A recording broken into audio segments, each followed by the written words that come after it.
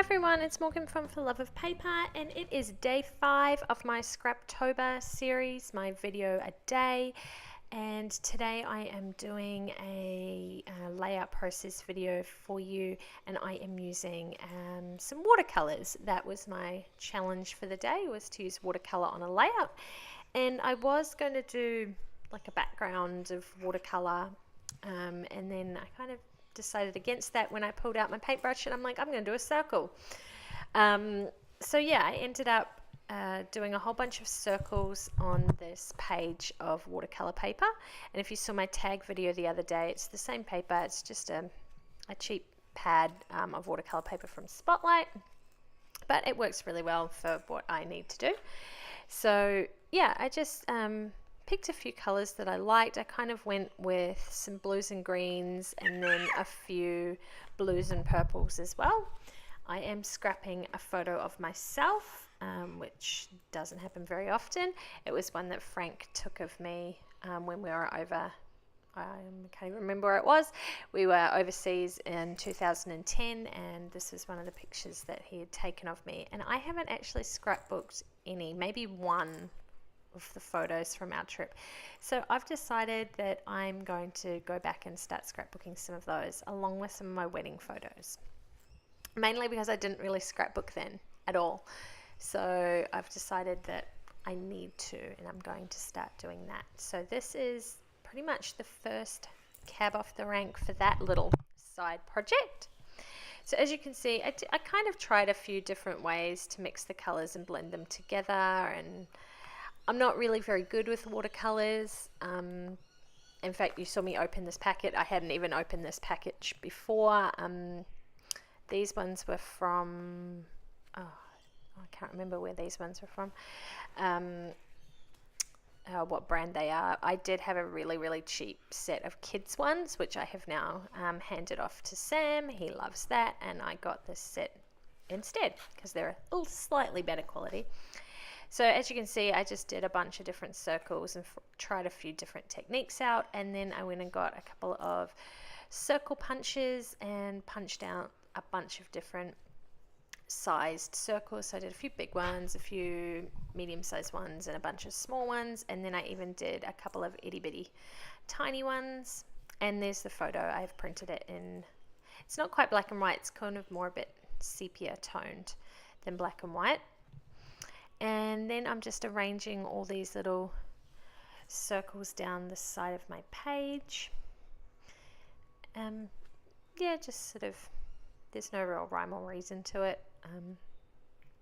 Just a bit of fun.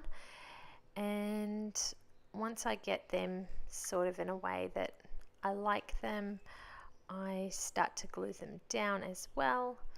I do put the photo over the top of it to make sure it all, yeah, there we go, to make sure it all sort of fits in and where I need a bit more and where I can take some away. So this was a really quick layout. This took me 25 minutes. There's not much that I've cut out. I mean, I cut out a little bit of the painting and the punching, excuse me, at the beginning, but otherwise this is pretty much how it went, and it took, yeah, 25 minutes to do this layout.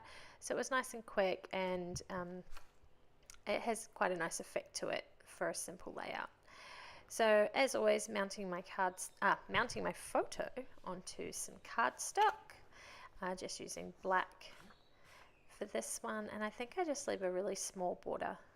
Yeah, as always. I don't know, I can't get out of the habit of doing that. All my photos pretty much are mounted onto black or white with a really thin border on them. It's just my thing. And trimming it down to make it fit. And because these are printed on my Canon Selfie, they are a bit smaller than 4x6. So by the time I get the paper on there, they're almost a 4x6 size. And then I mount this up on some foam dots because I then decided, like halfway through gluing those circles down, I decided that I wanted to raise some of them up. So I thought I better stick the photo up on some dots as well. So there you go. I'm pulling one of those off to add a couple of little foam dots too, and raise it up. You don't notice that the paper underneath is all a bit funny once the layout's finished, you can't even see it, which is good. And I've just realized it must have been a cold day when I filmed this because I'm wearing long sleeves, and as I am doing this voiceover, it is like 34 degrees and I am wearing a singlet and shorts. So I don't think I filmed this that long ago, but apparently the temperatures change a lot around here. And I'm using these, this piece of wood veneer was from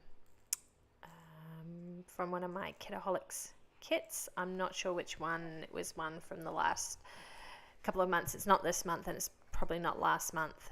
I think it was, I don't actually know, but one of the kits from this year.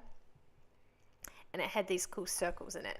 And when I saw those, I was going through my kits. That's kind of what inspired me to do the circles. Initially, I must have had that in the back of my head because as I said, I was going to do the whole background watercolor. And then when I started painting circles, I'm like, oh, I've got those little brad buttony things. I can put those on there. So, yeah, I'm trying to use up my kits. I've got so many of these kits. I think I've been getting them since February, and not one of them have I used up. I've opened all of them and I've used little elements from all of them, but no, there's so much stuff there. I've got to using it up, I suppose is what I should say. And these are some little die cut ephemera, die cut pieces. They're from a Kaiser Craft collection. I'm not sure which one, but I end up using a couple of them, and that's where I get my title from as well. This one, that one there, it says A for Adventure, and we were on quite an adventure when we went on our trip, and I can't believe that was 7 years ago. It really doesn't feel like that long ago that we went overseas, but time flies, I guess, especially when you have little munchkins with you. Yeah, so putting those up on some foam dots as well. I can't remember what that says, something, I don't know. And I think I add another little label with the date on it. I don't do any journaling, and I don't make a big title on here, just because I wanted it to be quite simple. And yeah, look, I hadn't even cut my cutter parts apart. How terrible is that? Some days I'm so slack, honestly. I get all these awesome products and awesome kits, and then I don't use them. I don't even know what I use, or I use bits of them and then they just sit there, and I think it's because I like them too much. I don't want to use them up. Terrible. The life of a crafter, or the life of a scrapbooker. So that was a little butterfly piece that I folded the wings up and then just glued the middle part down so that its wings would be look like they're opened, and adding a couple of enamel dots. And I don't think I add much more to this layout other than a border and my date. So I hope you are keeping up with my Scraptober series. It has been really fun so far. I know I'm only on day 5, but you know, I'm hoping that I get through it. I hope I can post a video every day. Yeah, so I really appreciate it if you subscribed and watch them, like, share with friends if you think anyone else would enjoy them. I really appreciate that. I am so close to 400 subscribers. It would be amazing if I could get over that little hurdle of 400. I can't quite seem to make it. It's been just under for a while, so if you're not a subscriber, please do consider subscribing and get me over that little bump. And I have nearly posted 200 videos. I think by the end of October, I will have cracked 200 videos on my channel, which is super exciting. When I first started this, I made a couple of random little videos and never thought it would go anywhere, let alone have 400 subscribers and have made 200 videos. Like, it was daunting making 1, 2, 3 videos, and now I've done nearly 200. It's just crazy.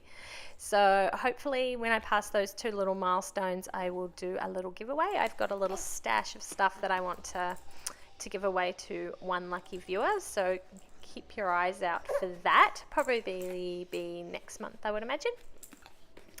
And yeah, so here we go. I was adding a few little splatters of watercolour. Usually I get my spray inks out to do my splatters, but I decided to do it with the watercolour paint. I think basically to match the circles down the side was probably my reason for that. And again, I'm sure you can hear the noise in the background. I'm sitting down on the floor with Roman. He's having some tummy time playing on the floor, and he's just rolled over onto his back and he's banging around on his stomach actually, which, you know, I would think hurts, but he enjoys it, so we'll let him go. And that's this layout done, guys. Sorry I was a bit rambly at the end there. Yeah, so I think I was adding some little curly bits into my border for this one. Yeah, so thanks for watching, and I will catch you tomorrow with another video. Bye.